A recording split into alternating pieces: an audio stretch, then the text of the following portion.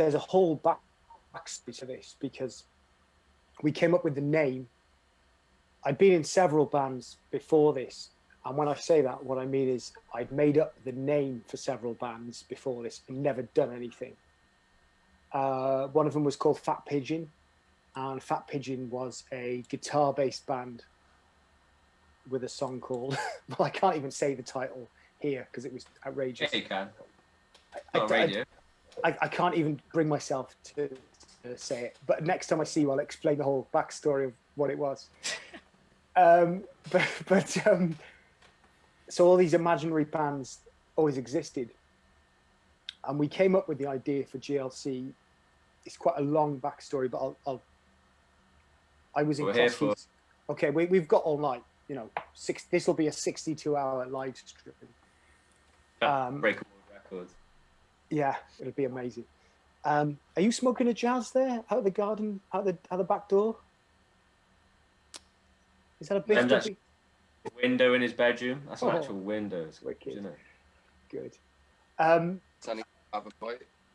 Basically, to cut a long story short, we came up with the name GLC because I was in college doing a BTEC media studies course.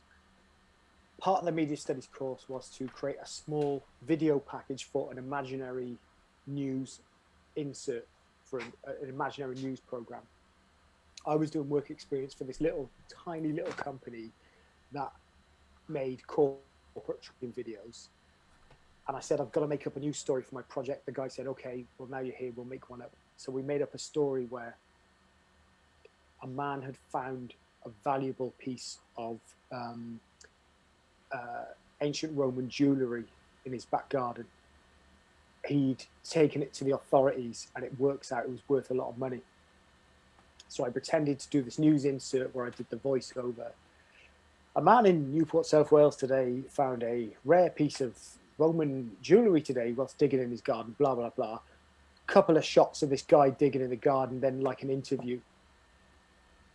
And this guy, Jeff, who ran this company called Corporate Television, he said, in all complete seriousness, I was digging in the garden when I found this Goldie Lookin Chain. And it was brilliant, right? So I gave it in, I handed it in, got my marks, did the project. And we kept watching the video afterwards over and over again, going, what a great lie. That was a brilliant lie. We just kept saying Goldie Lookin Chain to each other. So then we said, let's start a band called Goldie Lookin Chain. And then we said, we'll start the band, but what we'll do is we won't make any music. We'll just make tour posters that say Goldie Lookin Chain World Tour. And it'll have every country in the world, but it'll have cancelled after every gig. And we'll just put those posters up. So that was the initial idea. So we did that. We didn't actually make the posters. We just spoke about it. But we kept talking about Goldie Lookin Chain. We kept talking about Goldie Lookin Chain. And then it became GLC. And then as we started recording ourselves saying stupid stuff over the top, we were like, that name fits into that. Let's do that. And it became that. And then the magic just happened. So from that psychic bond in 1983 with Stan Ridgway and the song Camouflage, that then built up to a man telling a lie about finding a Goldie Lookin Chain in his garden, which then turned into a fantasy about a band that doesn't exist, which turned into some men who at the time were young boys saying stuff and creating a band. And then we made about 6 or 7 albums just because you can.